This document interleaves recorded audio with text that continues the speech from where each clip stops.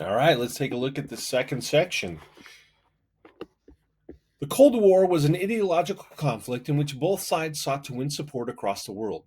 Freedom was central to mobilizing public opinion, and in the 1950s it was a prominent theme in academia, the media, and mass culture and government. The Cold War set the boundaries for understanding freedom. Culture and history were mobilized for the Cold War. Historians argued that the American creed of pluralism, tolerance, and equality had always defined American life and neglected the ways in which race and ethnicity had restricted freedom. The federal government pressed Hollywood to make anti communist films from which all references to racism were to be removed under a program called Militant Liberty. The CIA and the Defense Department patronized the arts, enlisting actors, dancers, and musicians to promote the superiority of American values at home and abroad, and sponsoring magazines and academic conferences. The CIA even funded the controversial abstract expressionist art of painter Jackson Pollock, whose canvases, created by dropping and splashing paint, were said to embody cultural freedoms absent in socialist nations, and funded the Museum of Modern Art in New York. This was controversial with some members of Congress who preferred Norman Rockwell's portrayal of small town life. The State Department assembled a diverse exhibition of contemporary American artists, but abandoned the project and sold the works at auction. In 2013, they were exhibited at Indiana University with the overall title Art Interrupted.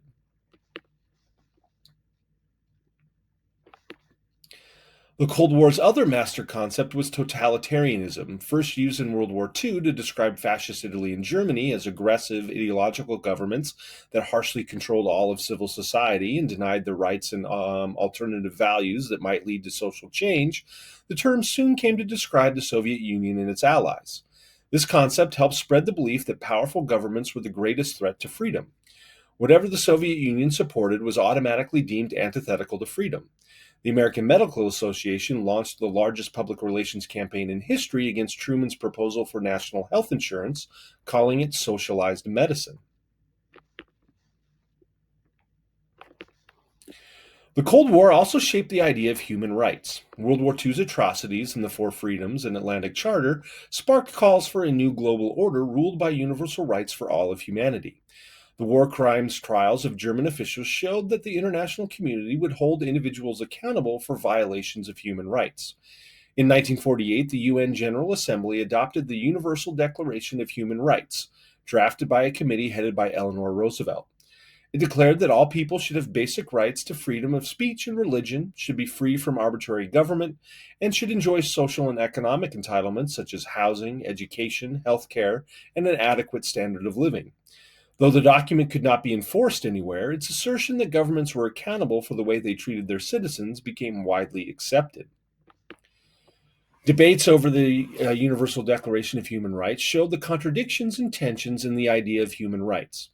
The degree to which human rights should supersede national sovereignty and who or what should protect the human rights that governments violate are still unsettled questions.